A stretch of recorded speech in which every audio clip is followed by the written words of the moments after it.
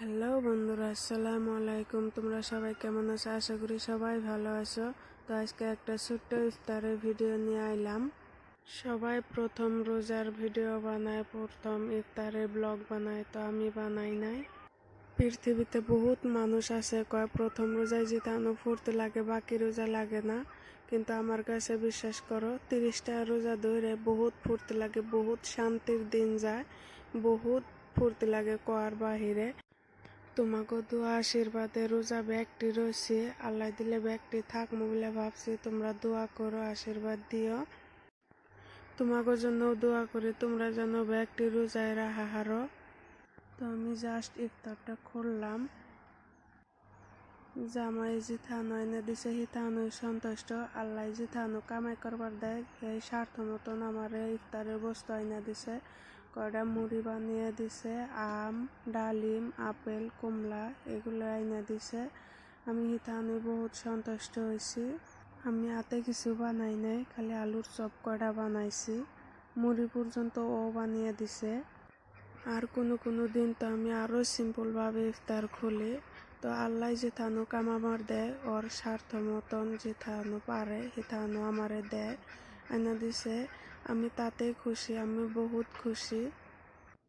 আমি বেলেগের মতো ভাবি না, ওটা খাইয়া হারি না, ওটা পিন্দা হারি না। নিজের যে আমার স্বার্থ মতন যায় না দেয়, তাতে আমি বহুত খুশি, বহুত সন্তুষ্ট হয়। আমার ভিতরে বহুত শান্তি লাগে। তো আমি ইফতারটা খুলে সব অল্প অল্প খাইলাম, একটা আপেল, আঙ্গুর, কমলা এনে অল্প অল্প খাইলাম।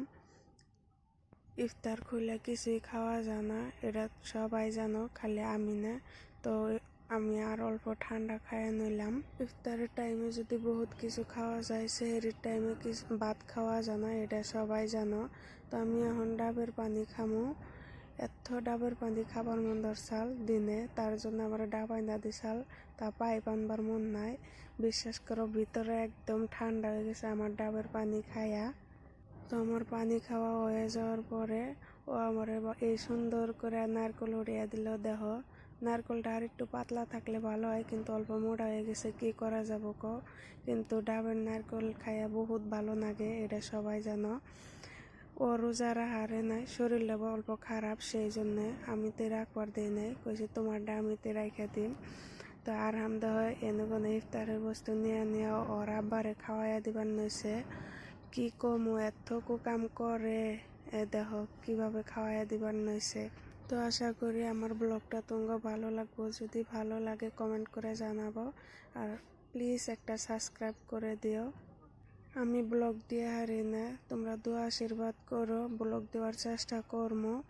তো সবাই সুস্থ থেকো, ভালো থেকো, দোয়া করে আমাকে জন্য দোয়া করো। বাকি রোজা টিউজানি করা হারি। আল্লাহ হাফিজ।